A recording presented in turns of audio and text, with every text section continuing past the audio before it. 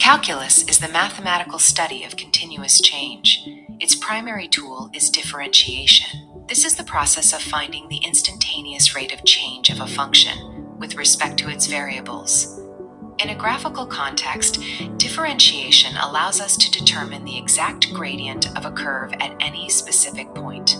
While basic algebra finds the average slope between 2 points, a derivative provides the slope of the tangent line. This represents how the y value responds. To an infinitesimal change in tenth, the applications of differentiation are extensive. In physics, it is used to derive velocity from displacement and acceleration from velocity. In economics, it is applied to marginal analysis to determine points of maximum profit. In engineering, it helps model system stability and fluid dynamics. This video focuses on the practical application of these concepts. We will analyze several example questions, breaking down the rules of differentiation and demonstrating the specific steps required to tackle complex problems efficiently.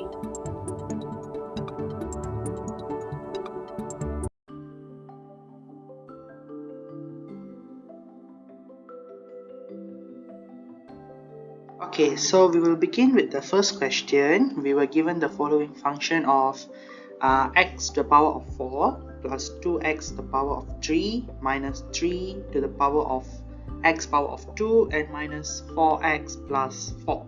So we are given this function and we are asked to find the critical numbers for the function and also the points of which the function has relative extremum, which is minimum or maximum.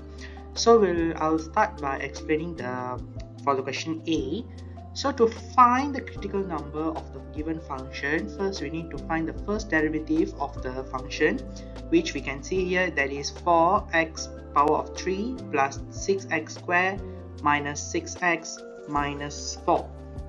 So what we can look at is we can simplify the equation by dividing the equation by 2. So you will get 0 is equals to the following function.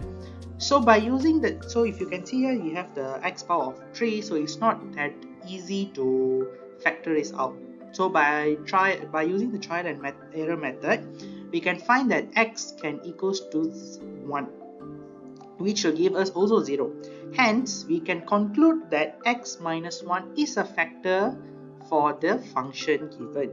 So by using the method of long polynomial division, which we can divide the function of the derivative, divide with x minus 1, we can get the following answer, whereby we can factor x minus 1 and 2x power of 2 plus 5x plus 2.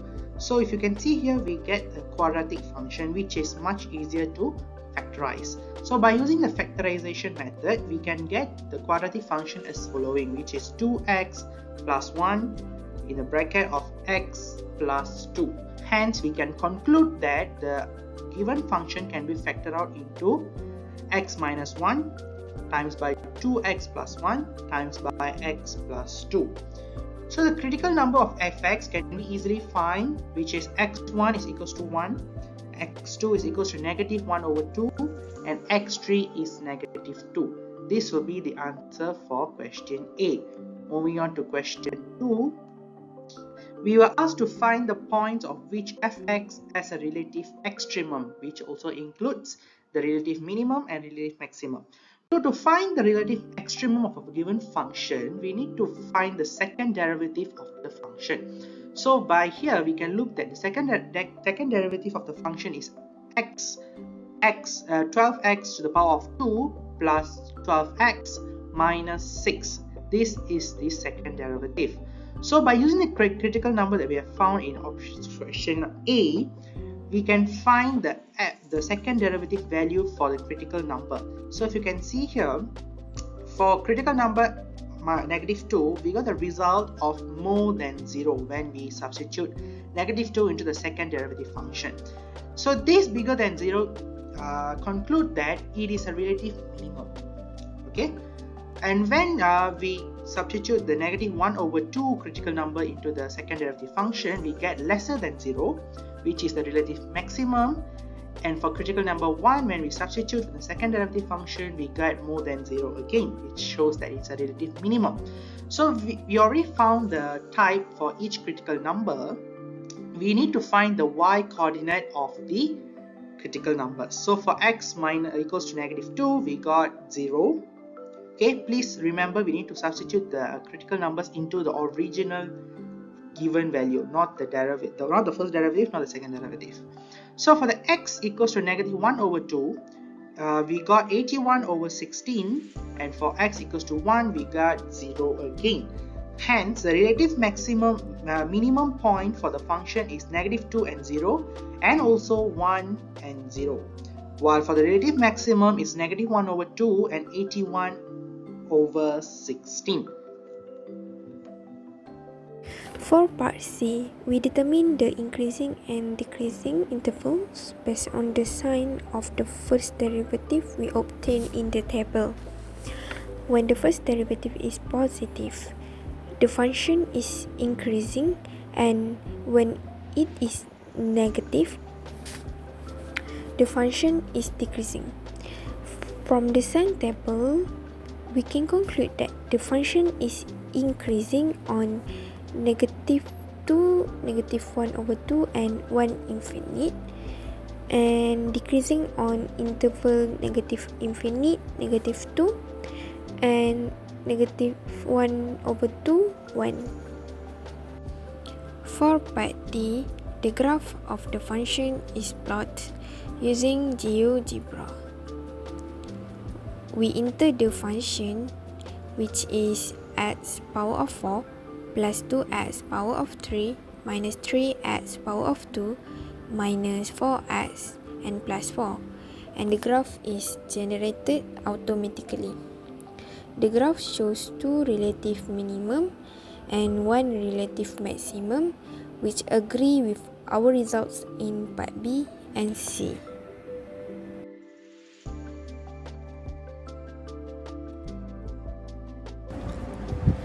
So now I will explain the question number 2 of the SCL.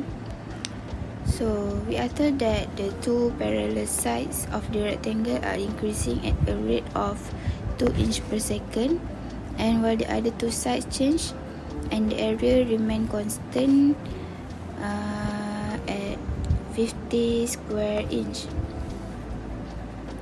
So first we need to define the variables. So we choose x to be the length of the side that is increasing, and y be the length of the other sides. So since the area is constant, so we get a equal to xy and equal to 50.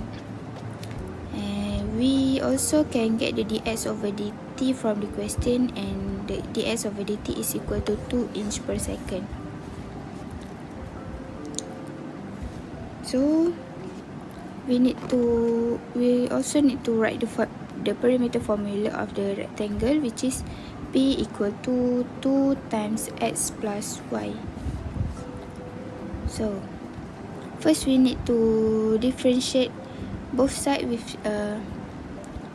so we need to find the value of dy over dt, because we have got the dx over dt, so we need to find the dy over dt.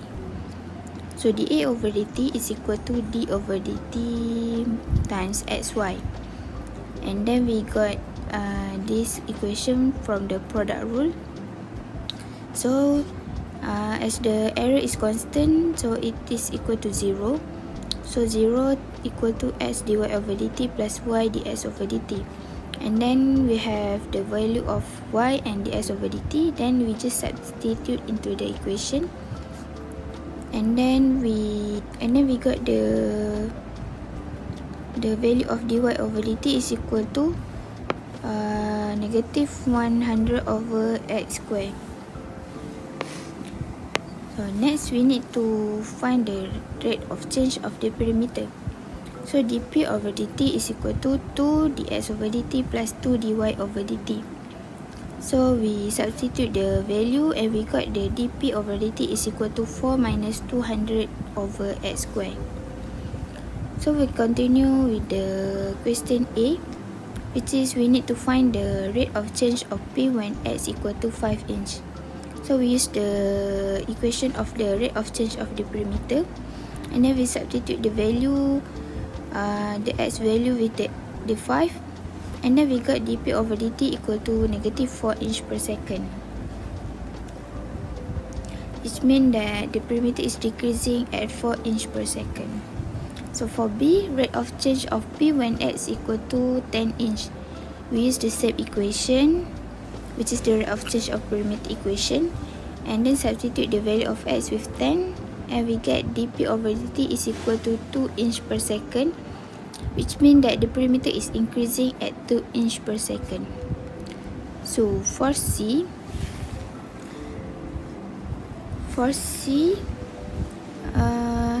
the perimeter ceases to decrease when its rate of change of the perimeter is 0.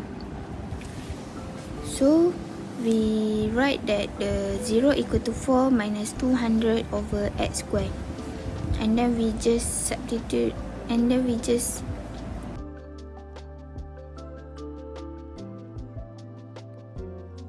Hello everyone, today I'll be explaining the calculation process for the number 3 question. So number 3 states that the total cost of producing X radio sets per day is Rm1 over 4 x square plus 35x plus 25, and the price per set at which they may be sold is Rm50 minus 1 over 2x. Now, for question 3a, which is what should be the daily output to obtain a maximum total profit. Now, based on the things they've given us, the information, we have the total cost, which is 1 over 4x squared plus 35x plus 25, and the price per set, which is 50 minus 1 over 2x. So we could use those two and substitute it into the formula of revenue, which is equivalent to price per set times the number of sets. Now, since we have the price per set and we times it with the number of sets, which is x, as stated in the question, we have 50 minus 1 over 2x times x. And since we have the revenue, we could substitute it into the formula of profit, which is profit equivalent to revenue minus cost. Now, revenue minus cost would be 50x minus 1 over 2x squared minus 1 over 4x squared plus 35x plus 25, which led us to have negative 3 over 4x squared plus 15x minus 25. Now, by finding the critical point, which finding the first derivative, we obtain negative 3 over 2x plus 15, and we must make it equivalent to 0 in order to find the x. And in order to confirm that this x is the maximum, we could do the second derivative test, which is differentiate this equation, which allowed us to get a negative, which is less than 0, thus it is maximum. Thus, for the first 3a question, the daily output that gives maximum total profit is 10 radio sets per day. The next question we have is B, 3b. Show that the cost of producing a set is a relative minimum at that output. The cost of producing a set.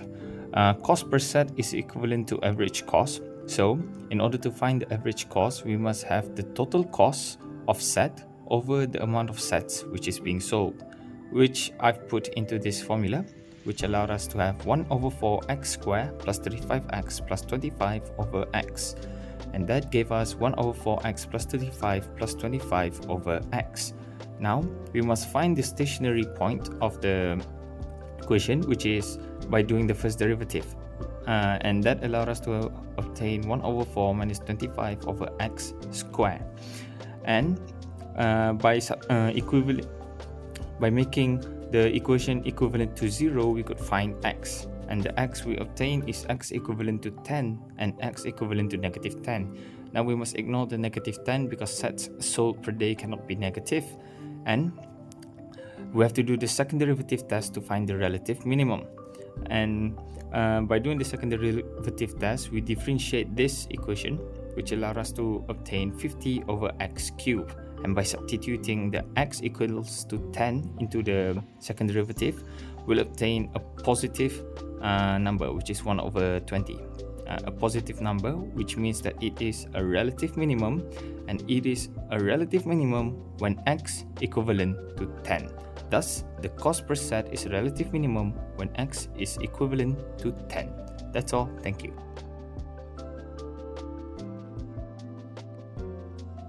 Assalamualaikum and hi. Now, I'm going to explain question number 4, which it asks us to evaluate each of the following limits using L'Hopital. So the first Roman, it is limits x approaches 0 sine 3x divided by 4x. So if we do the direct substitutions method, we will get 0 over 0, which it shows us this is an indeterminate form. So we can use the L'Hopital's rule, which is we want the derivative of the numerator and the derivative of the denominator. So sine 3x, we will get cos 3x times 3, and for x we will get 4, which is, after solve it, we will get 3 over 4, and this is the final answer. Now let's move on to the second Roman, which is limit n approaches infinity 3e to the power of 2n divided by 4n squared. So if we are using the direct substitutions, we will get infinity over infinity. So this is also an indeterminate form.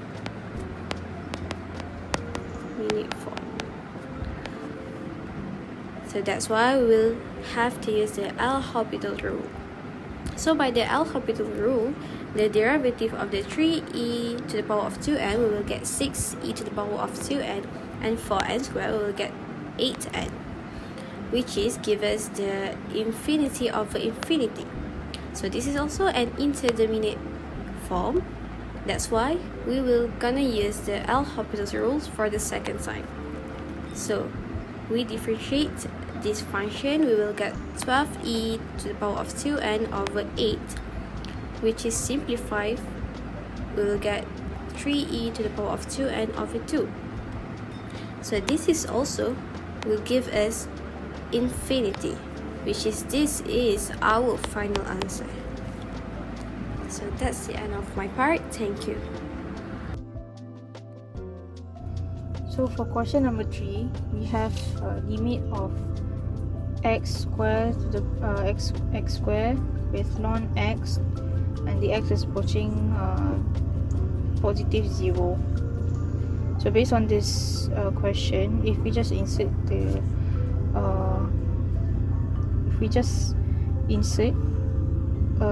the 0 inside of the x, is just going to be this, which is an indeterminate form. So we need to use an L'Hopital rule for this question. By L'Hopital rule, by the L'Hopital rule, the fx is going to be divided by gx. We're going to have a two function, and fx is going to be divided by gx. So based on this question, we made this as an fx, and this is the gx. So we're going to get it in this form. And after that, we're going to differentiate this function. The s become negative 2 because it's being divided, so it become negative 2. Then after we have differentiated ln x and x to the power of negative 2, so we're going to get 1 over x divided by the negative 2x to the power of negative 3. To make it simpler, I'm going to make the bottom part simpler for us to understand later in the next step. So it's going to become negative 2 over x3.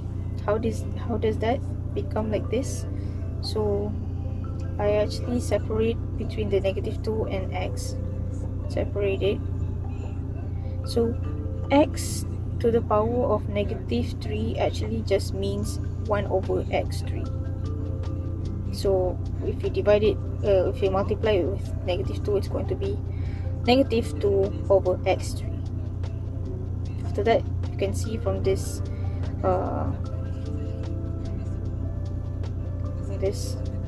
that it's being divided, right? To make it simpler, we're going to make it in a multiplication form. So we're going to multiply 1 over x to the negative x3 over the power of 2, over 2.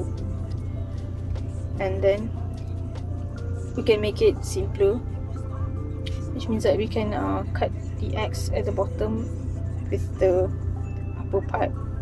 So it's going to become negative x squared over 2. It's going to become this. Okay. Then we can insert the 0 inside of this question, inside of the x, because it's no longer an indeterminate form.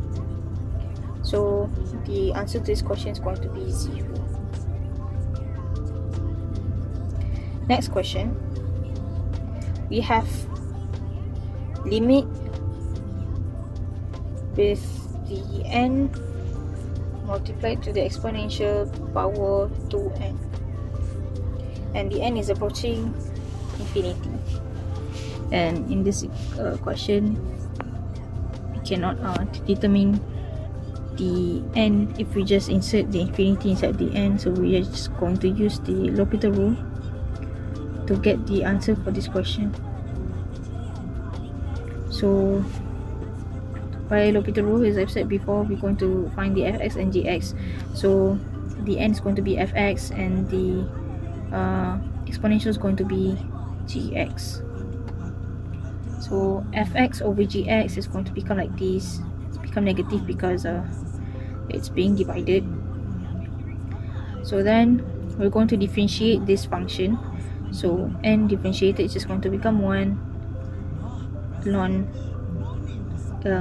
exponential e being differentiated is just going exponential to the power of negative 2n is just going to be negative 2 exponential to the power of negative 2n. And if you can see from here, actually if we differentiate this, right, it's going to always become exponential to the power of negative 2n. So it's endless. It's just going to be that way. So we're not going to change anything in that. I'm just going to insert the infinity inside of the n in here, because we already cut the n here, so it's still okay. And then we're going to get the answer to infinity.